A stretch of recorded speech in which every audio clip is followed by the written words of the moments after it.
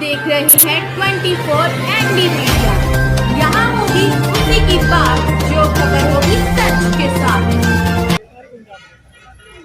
कुछ नहीं चलेगा इस देश में, इस कानून को बहाल करो, नहीं तो नहीं चलेगा।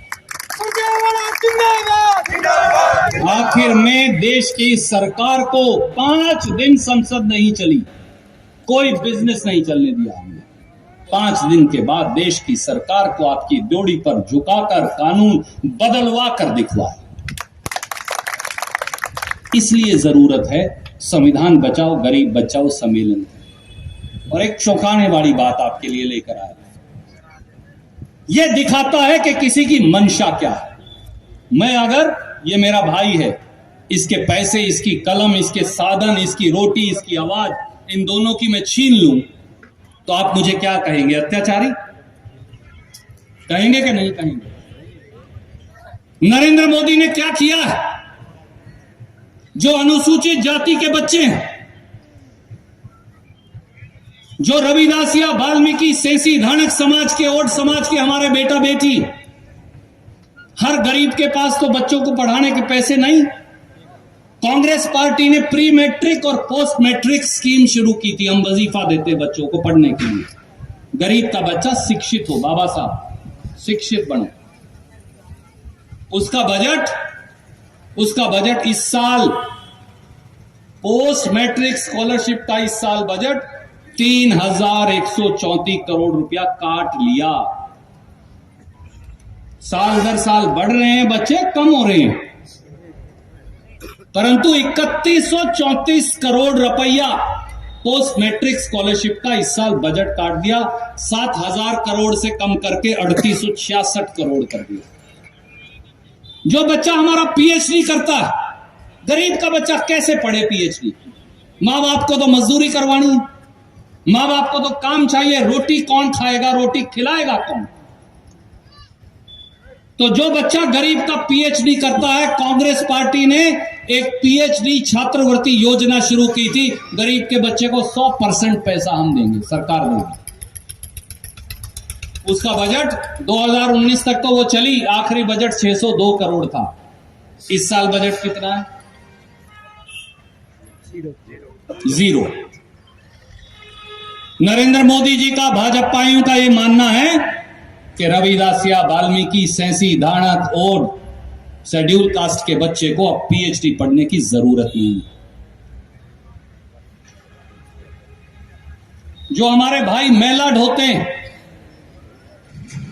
सर के ऊपर, अनाचार किया वो नहीं मारे जाते, जिनके साथ अनाचार हुआ वो मारे जाते। ये इस देश में गरीब की हालत है, ये इस देश में गरीब की स्थिति बन गई है।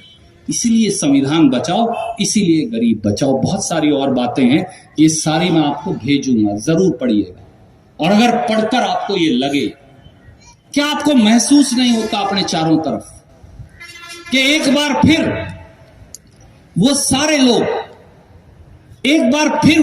लोग जो मनुष्य और मनुष्य में रंग, नस्ल, जाति, अगर मैं बाबा साहब के 3 शब्द इस्तेमाल करूं, उसके आधार पर भेदभाव करते थे। मेरी चमड़ी दरमियानी है, एक भाई की गोरी है, उसकी सुल्तान की काली है, इसके आधार पर जो भेदभाव किया करते थे, एक बार फिर वो आज सत्ता के सिंहासनों पर बैठे हैं। साथियों, ये लड़ाई सत्ता प्राप्ति की नहीं, ये लड़ाई कांग्रेस की सरकार बनाने की भी नहीं, ये लड़ाई गरीब की आवाज को दोबारा से सत्ता के शीर्षतम स्तर पर बुलंद करने की।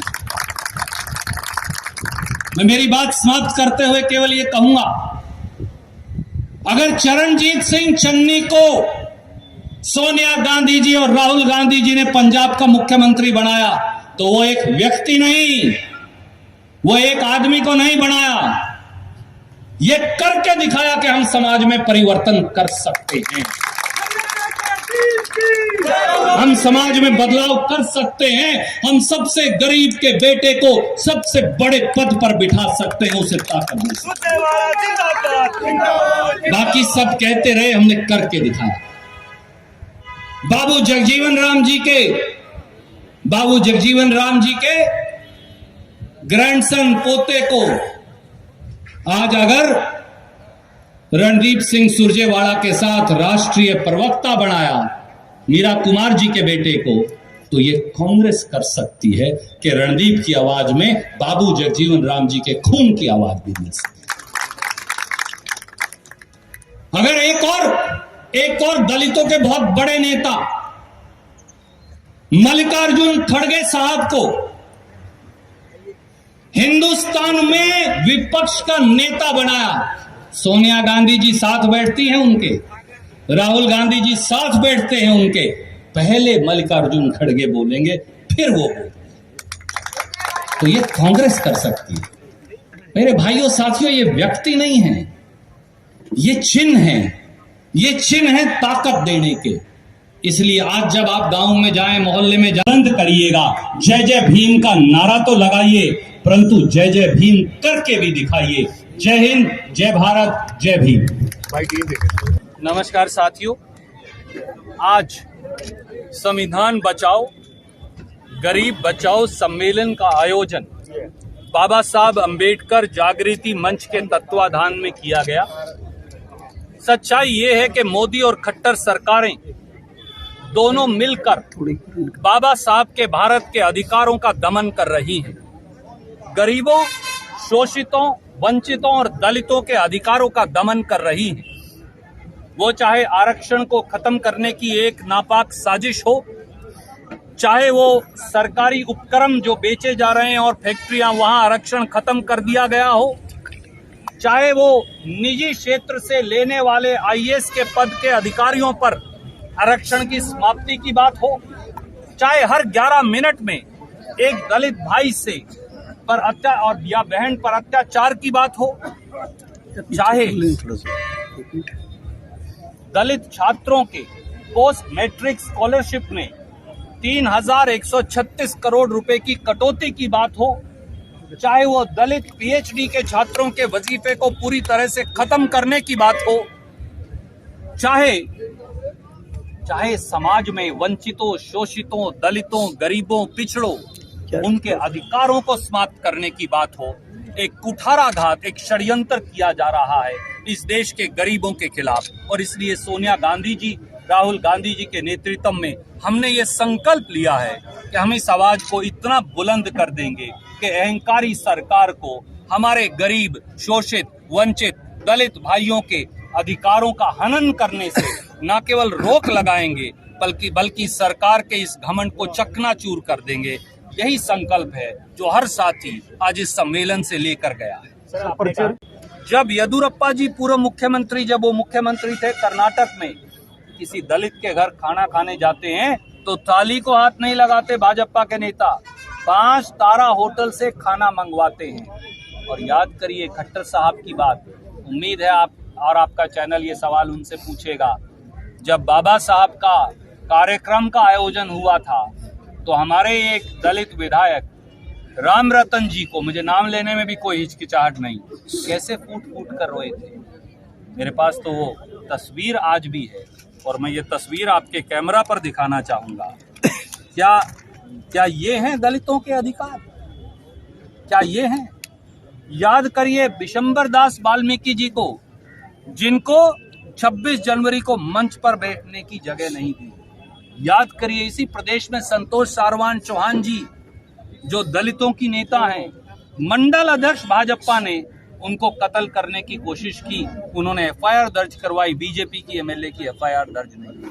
याद करिए फरीदाबाद के वाकये को, जब दलितों के बच्चों को जिंदा जला दिया गया तो एक केंद्रीय मंत्री वीके सिंह आते हैं और बच्चों की तुलना कुत्ते के पिल्लों से करते हैं। मुझे लगता है मैं उदाहरण गिनाने लगूंगा ना तो पूरी रात हो जाएगी। इस मानसिकता को तोड़ने की जरूरत है। सर, पर्ची और खर्ची का नारा देने वाली सरकार में 1 करोड़ रुपए फिर पकड़ा गया अनिल नागर से, क्या मानते हैं जो पर्ची और खर्ची का नारा दे रही है सर? हरियाणा सरकार पर्ची खर्ची नहीं, अटैची दो नौकरी लो की सरकार है। और इस रिश्वत कांड की तारें सत्ता के बड़े बड़े शहतीरों पर बैठे लोगों तक जुड़ी हैं।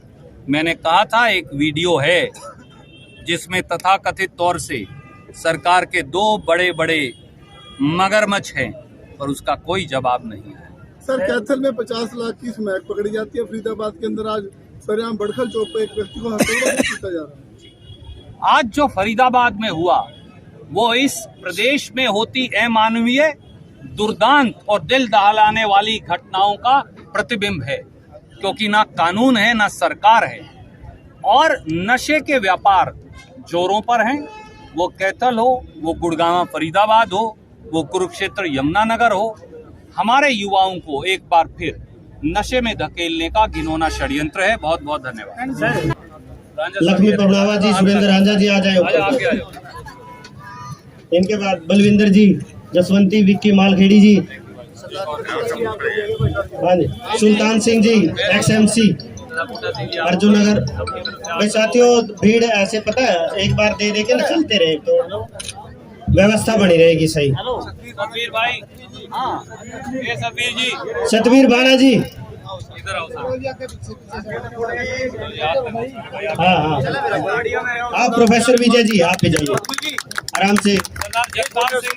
सरदार जग खबरों से जुड़ी हर अपडेट जानने के लिए हमारे चैनल को लाइक करें, सब्सक्राइब करें और ज़्यादा से ज़्यादा शेयर